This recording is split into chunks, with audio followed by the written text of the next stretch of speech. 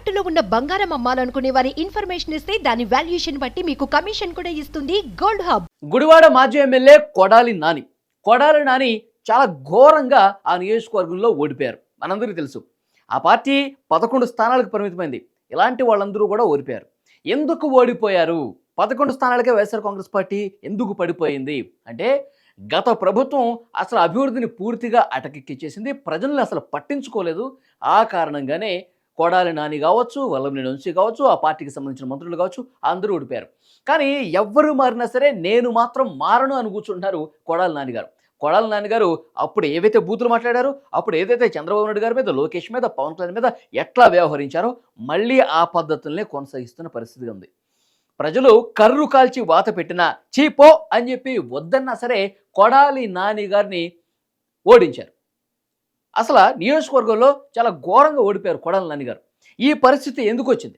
కొడాలి నాని గారిని ఎందుకు చేదరించుకున్నారంటే, మాకు అభివృద్ధి కావాలరా బాబు, మాకు మా నియోజకవర్గం బాగుండాలా, మన రాష్ట్రం బాగుండాలా, మీ వల్ల కాదు అని చెప్పి చేదరించుకుంటే ఘోరంగా ఓడిపోయిన పరిస్థితి. కొడాలి నాని కావచ్చు, వల్లభనేని వంశీ కావచ్చు, అంబటి రాంబాబు కావచ్చు, రోజా కావచ్చు, గుడివాడ అమర్నాథ్ కావచ్చు, ఇట్లా చెప్పుకుంటూ పోతే మంత్రులు, మాజీ మంత్రులు ఎవరైతే ఉన్నారో వాళ్ళందరూ కూడా ఘోరంగా ఓడిపోయారు. సో దీనికి ప్రధానమైనటువంటి ఒక ముఖ్య కారణం, ప్రజలందరూ కూడా అన్నీ గమనించారు. గత ప్రభుత్వంలో మీరు ఆడినటువంటి నాటకాలు, గత ప్రభుత్వంలో ప్రతిపక్షాన్ని ఇక తిట్టడమే పనిగా పెట్టుకొని ఇష్టం వచ్చినట్టుగా మీకు నచ్చినట్టుగా నోటికి ఎంత వస్తే అంత పని చెప్పారు. కాబట్టి ప్రజలు అందరూ గమనించారు. కాబట్టి మీకు ఇంత ఘోర ఓటమిని కల్పించారు.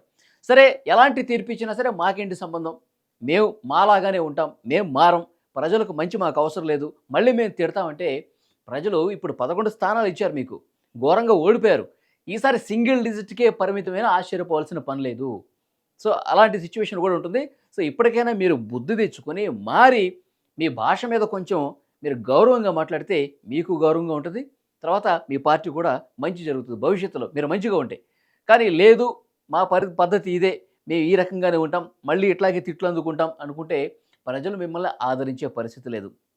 చంద్రబాబు నాయుడు గారిని, వారి సతీమణి భువనేశ్వర్ గారిని, మీరు కానీ, వల్లభనేని వంశీ కానీ, మీ పార్టీకి సంబంధించిన నాయకులందరూ కూడా పూర్తిగా అవమానపరిచే విధంగా మాట్లాడారు అసెంబ్లీలో. ఆయన బాధపడిపోయి అసెంబ్లీలో చంద్రబాబు నాయుడు గారు, ఇది కౌరవ సభ, ఇది గౌరవ సభ కాదు, నేను ముఖ్యమంత్రి అయితేనే నేను సభకు వస్తానని చెప్పేసి వెళ్ళారు.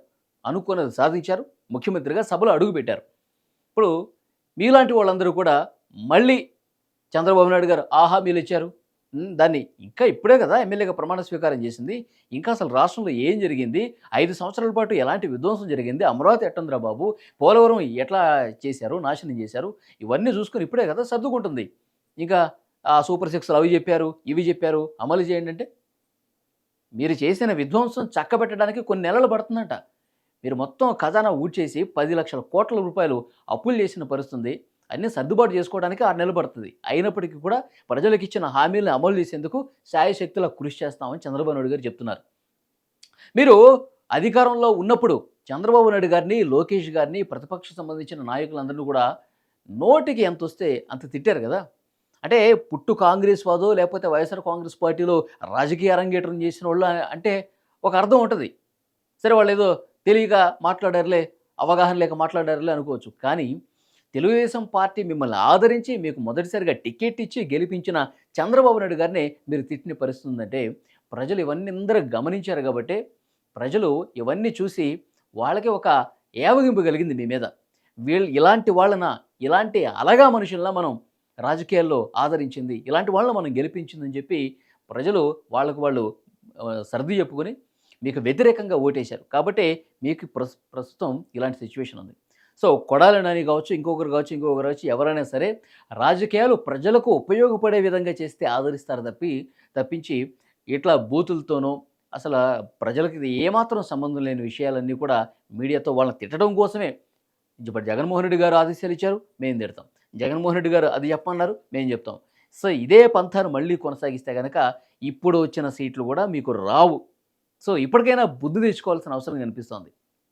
చంద్రబాబు నాయుడు గారు ఆ రోజు మీకు టికెట్ ఎందుకు ఇచ్చారండి అంటే, ప్రజలకు ఏదో మంచి చేస్తారని చెప్పి మీకు టికెట్ ఇచ్చారు, మిమ్మల్ని ఎంకరేజ్ చేశారు.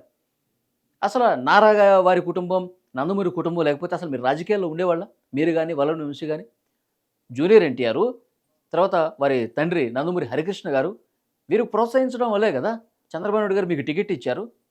ఏదో మంచి చేస్తారు, మనతో పాటు ఉంటారనే కదా వారు మీకు టికెట్ ఇచ్చి గౌరవించింది. ఇప్పుడు వరుసగా మీరు అక్కడ గుడివాడ నియోజకవర్గంలో గెలుస్తున్నారు, కానీ మీ ఆటలు శృతి మించాయి. మీరు రాజకీయాల్లో ఉండాల్సిన మనుషులు కాదు అని చెప్పి ప్రజలు వాళ్ళ పూర్తిగా మీ గురించి తెలిసిపోయి ఇక ఇలాంటి వాళ్ళు మనకు వద్దని చెప్పి చేదరించుకున్నారు కాబట్టి మీకు ఇంత ఘోర ఓటమి వచ్చింది. ఇంకా మీరు బుద్ధి తెచ్చుకోకుండా అవే మాటలు మాట్లాడితే ప్రజలు ఎక్కడ సహించే పరిస్థితి లేదు. సో ఇప్పటికైనా అంటే ప్రజలకు ఉపయోగపడే విధంగా 6 నెలలు చూడండి. ఈ ప్రభుత్వం మంచి చేయకపోతే అప్పుడు ప్రశ్నించండి. అది కూడా గౌరవంగా ప్రశ్నించాలా. ప్రజలు ప్రతిపక్షం అనేది ప్రజలకు ఎప్పుడూ ఉపయోగపడే విధంగా వాళ్ళ పక్షాన నిలబడి మీరు ప్రభుత్వాన్ని ప్రశ్నించాలా. అలాంటి హుందా రాజకీయాలు చేయాలి. కానీ మీరు ఎప్పటికీ ఇట్లా బూతులు మాట్లాడుకుంటూ వాడేంటి వీడేంటి ఆ నా కొడక ఈ నా కొడక అని చెప్పేసి అంటే ప్రజలు మిమ్మల్ని క్షమించే పరిస్థితి లేదు. మరొకసారి బుద్ధి చెప్తారు మీ పంథా ఈ విధంగా కొనసాగితే. సో చూద్దాం. మనం టీవీ వేదికగా మీకు ప్రశ్నిస్తున్నాం మేము. కొడాలి నానిగారు కావచ్చు, వల్లభనేని వంశీ కావచ్చు, ఇంకా ఎంతోమంది ఇలాంటి బూతుల మంత్రులు ఉన్నారు, ఇష్టం వచ్చినట్టుగా మాట్లాడే మాజీ మంత్రులు అందరూ ఉన్నారు.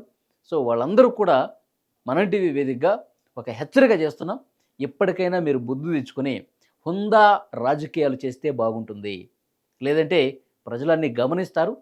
మీరు ఎప్పటికింకా ప్రతిపక్షానికి పరిమితం అవుతారు. గుర్తుపెట్టుకోండి.